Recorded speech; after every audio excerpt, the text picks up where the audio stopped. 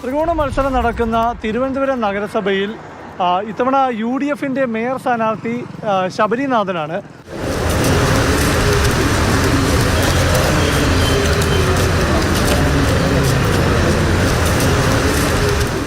കവടിയാർ നല്ല പ്രചരണമാണ്. ഇന്നിപ്പം ഞായറാഴ്ച മാക്സിമം വോട്ടേഴ്സിനെ കാണാൻ വേണ്ടി ഇവിടുത്തെ ലാറ്റിൻ ചർച്ചിൽ വന്നതാണ്. കവടിയാർ വാർഡിലെ ധാരാളം വോട്ടർമാരും ഈ അടുത്തുള്ള വാർഡിലെ വോട്ടർമാരും ഒക്കെയുണ്ട്. അപ്പോൾ എന്തായാലും ഇവിടെ ഇന്ന് മാക്സിമം ആളുകളെ കാണാൻ വേണ്ടി രാവിലെ എത്തിയിരിക്കുകയാണ്. നല്ല റെസ്പോൺസാണ്. ഏകദേശം 50 വർഷം ഈ നാടിനെ പിന്നോട്ട് LDF അടിച്ചു. അതിനിയും വേണ്ട.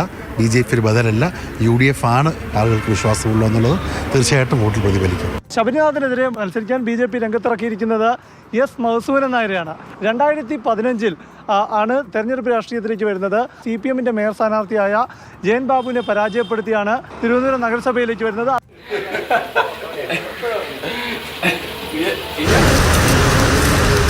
ഇത്തവണയും മേയർ സ്ഥാനാർത്ഥിയെ പരാജയപ്പെടുത്തുക എന്നുള്ള ദൗത്യമാണോ ചേട്ടന്? തീർച്ചയായിട്ടും പാർട്ടിയെ ഏൽപ്പിച്ച ദൗത്യം അത് തന്നെയാണ്.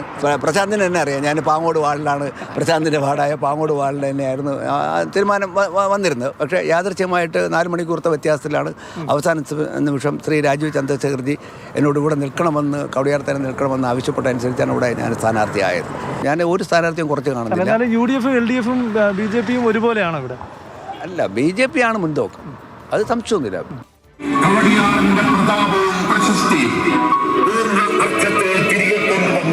ഇപ്പോൾ CPMൻ്റെ സ്ഥാനാർത്ഥി സുനിൽകുമാർ നമ്മോടൊപ്പം ചേരുന്നു. താങ്കളാണെങ്കിൽ നേരത്തെ കൗൺസിലർ കൂടിയാണ്. ഇത്തവണ തിരിച്ചു പിടിക്കും? ഉറപ്പായും തിരിച്ചു പിടിക്കും. ഇത്തവണ ഒരു ത്രികോണ മത്സരമാണോ ഇവിടെ? എങ്ങനെയാണ് മനസ്സിലാക്കുന്നത്? രണ്ട് സ്ഥാനാർത്ഥികളും മറ്റു 2 സ്ഥാനാർത്ഥികളും നല്ല സ്ഥാനാർത്ഥികളാണ്. ഞാൻ താമസിക്കുന്ന സ്ഥലം, ഞാൻ ജനിച്ചു വളർന്ന സ്ഥലമാണ്. ഞാൻ മാത്രമുള്ള വാർഡിനകത്ത് ഉള്ളതായിട്ട് മത്സരിക്കുന്നത്. അപ്പം ജനങ്ങളെല്ലാം എനിക്ക് നന്നായി അറിയാം. വാർഡുകാരൻ തന്നെയായ സ്ഥാനാർത്ഥി എന്നതിൻ്റെ ഒരു മുൻതൂക്കം ഈ കവടിയാർ വാർഡിലെ മത്സരത്തിൽ തനിക്ക് കിട്ടുമെന്ന് സുനിൽകുമാർ വിശ്വസിക്കുകയാണ്. ഏതായാലും കൊട്ടിക്കലാശത്തിൻ്റെ ആവേശത്തിലേക്ക് കവടിയാർ വാർഡിലെ പ്രചാരണം എത്തുകയാണ്.